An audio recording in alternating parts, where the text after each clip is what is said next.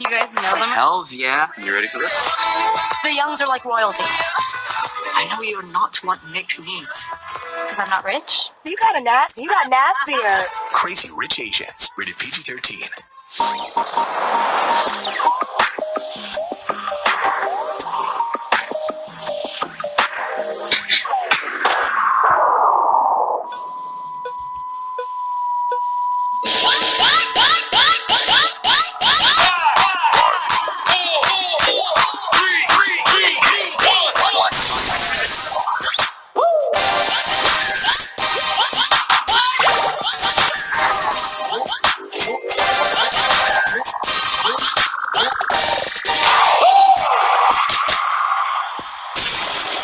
You're good enough.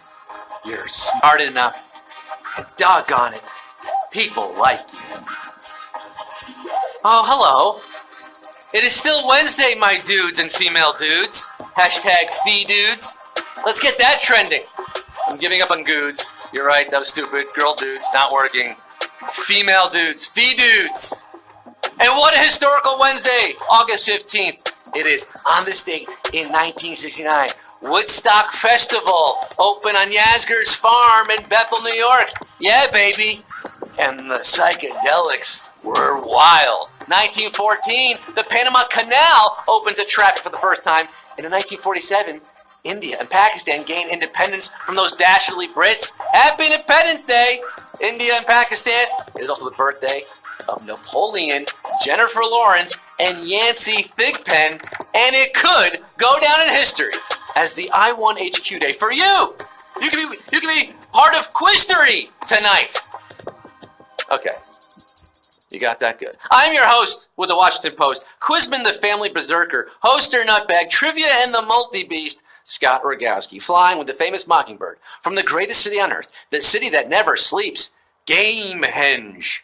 Quizzing you in the eye, over 400,000 of you, including Tori Robbins, Jane and Lee Manning, Kayla and Alana back from camp, Ben and Mary Arthur with their 20th anniversary, Mazel, Madeline and Tallahassee, up way past her bedtime. Madeline, go to bed after HQ. And happy birthdays to Corey's daughter Claire Browner, turning 45, and Papa Ray from Old Bridge, New Jersey, 51, old man in Old Bridge now. I'm up to my typical tricks tonight, guys. I'm asking 12 questions, and would you be so kind as to return the favor by giving me 12 answers?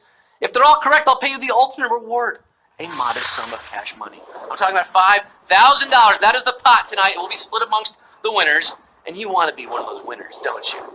Yeah. What are you going to spend it on? Vapes, e-juice, tattoos, razor scooters. Oh, you think you're so cool, don't you? Actually, you do sound pretty cool. Can I hang out with you later? Maybe after the quiz? Yeah? Yeah? Okay, cool. Yes! Vape life! All right, let's get down to the nitty-gritty, people. With over 450,000 in the game now, let's get this show on the road. Cumero and numero uno. What do people traditionally like to do at the beach? Get a tan, use a deep fryer, or practice feng shui. And hello, Apple TV users. You can see me the whole time now. I can't pick my nose. I can't take a glass of water. This is wonderful. And I'm just so gigantic on your screen. You can see everything. It's probably not a good move. But hey, life is a beach, and then you marry one. In this house, we don't stand spray tans. We lather up the SPF and lay out where the surf meets the turf to get a tan. Come on. Me. I'm a tan man, and so are 455,282 of you pouring yourselves a black and tan and toasting Q2. Which of these can you get from the Red Cross when you give blood? A donor card, Donna Karen, or a donor kebab? I gave at the office. I give blood for the free orange juice and the M&Ms.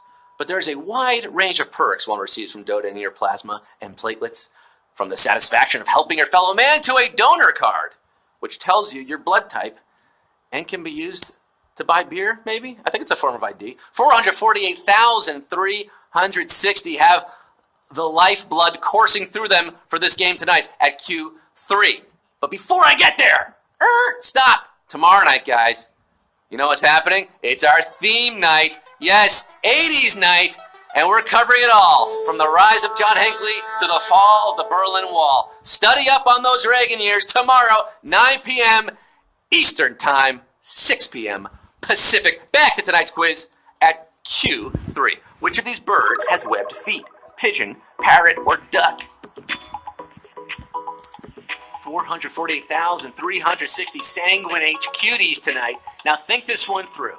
Which of these birds has the most use for webbed feet? It's the one that swims. New York City's got a lot of pigeons.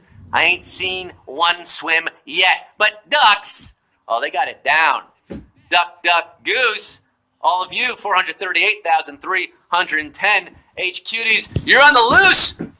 And you're winning a Webby Award going to Q4. Which of these is an Ivy League school? Penn State, Rutgers, or Dartmouth? In the Ivy now. Ivy Leagues, do you know your Ivy Leagues? Yale and Harvard, you know those. They soak up a lot of the Ivy glory. But they're far from the only ones. There are 8 Ivy League schools in total. I couldn't get into any of them. The most northerly of which is Hanover, New Hampshire's own Dartmouth College. Dartmouth is your answer here. Not Rutgers, not Penn State. 100,000. Not getting into Q5, but 328,820 accepted. By the way, Dartmouth, shout out Brad Osmus. Go Big Green. Their mascot is a giant color. Q5. What sport likely took its name from the French for take heed? Basketball, tennis, or golf? Hi, Apple TV people. What's up? You vaping? The name soccer came from its European name association, football. The SOC is all that survives, sadly. Golf is largely Scottish in origin, and le golf doesn't roll off the tongue, quite like the French warning, tenez! Tenez! Anyone for tenez? Tennis. Also, shout out the band Tennis in Denver. They're great. 250,638 of you acing this one. Volleying with me to Q6. Which of these would a chef most likely use to macerate food? Rolling pin, olive oil, or meat cleaver? Ran out of tennis metaphors pretty quickly there. Double fault. Mark Philippoussis. Macerate sounds a lot like lacerate, doesn't it? Or masticate, or Anyway, it's quite different from all of those. To macerate is to soften food by soaking it in liquid, often oil, maybe of the olive variety. Olive oil's your answer. Oh! Oh, my Lanta! Wowie zowie! We have savagery striking at Q6, losing 230,000 H cuties, hit in the head with a rolling pin, cleaved in half by that meat cleaver, but 23,612 surviving. A pregunta salvaje. You're slipping, sliding to Q7, baby. I got it. Brad Pitt and Tom Cruise starred in a film titled Interview with what? Vampires. A vampire or the vampire? Which was a 1994 box office hit based on a 1976 best-selling novel, Anne Rice's novel. In the movie, Tom Cruise turns Kirsten Dunst into a vampire, but Christian Slater interviews the vampire, Brad Pitt. It's Interviews with the Vampire is your answer. Ooh, a savish Q7 here. We just lost 15,000 of you, but 21,555. Get this one right. More fresh victims for my ever-growing army of the undead. Q8. 22 divided by 7 is sometimes used as an approximation of what mathematical constant? Square 10, e, or pi? Square root of 10. I don't know math. It's not the answer anyway. All right. Just take out your TI-84 or any generic calculator. It'll all work. 7 goes into 22. 3.14285 repeating times. Yeah, that's right. Ring a bell, 3.14. Unless you're building a rocket, that's probably close enough to pi as your mathematical mind is going to need. Pi is your answer. Oh, woo!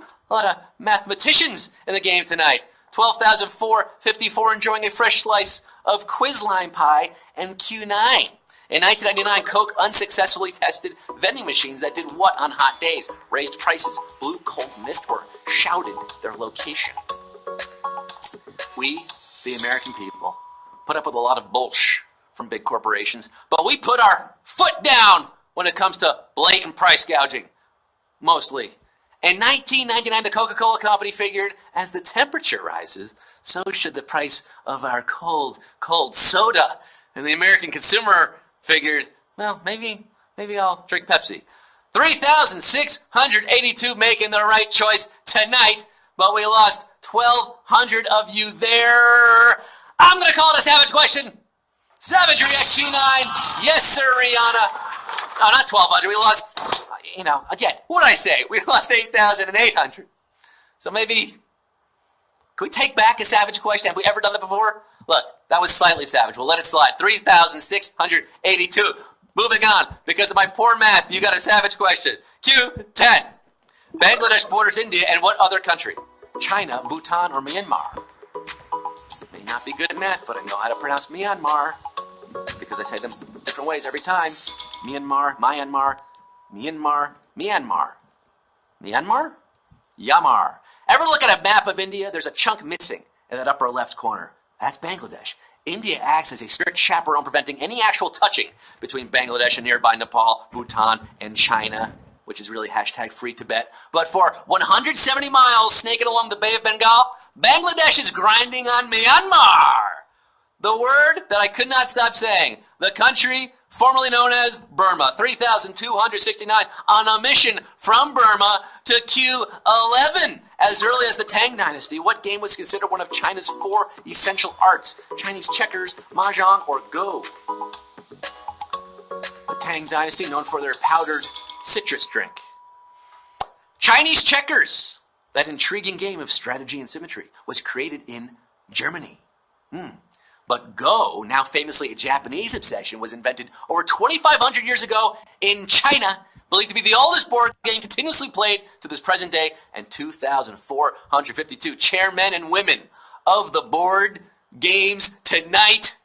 We did lose over 1,000 there. You do not pass Go. You do not collect $200. But for the 2,452 HQDs left standing, this is your chance to win some cash. It's Q12, the final round, and it all boils down to this $5,000 just sitting there on a pedestal. Because you put it there, you put money on a pedestal because you worship money, you love it, you want it. $5,000. Oh, it's just teasing you. You ready? You want it? Here it is, Q12. Which of these books was written by the first author known to use wicked to mean excellent? Tender is the Night, Little Women, or The Scarlet Letter? Wicked, jungle is massive. So not use that. I don't know if that's excellent in the Ollie G theme, so I don't know what that wicked's about. But listen up, Bostonians. Wicked didn't start with Good Will Hunting, all right? My boy's wicked smile. No, it began with a man born in Minnesota who grew up mostly in Buffalo and who first slangified wicked in his debut novel, This Side of Paradise, in 1920. That man, F. Scott Fitzgerald, whose fourth and final novel was Tender is the Night. Tender's Night is the answer at 1,134. Our winners, baby!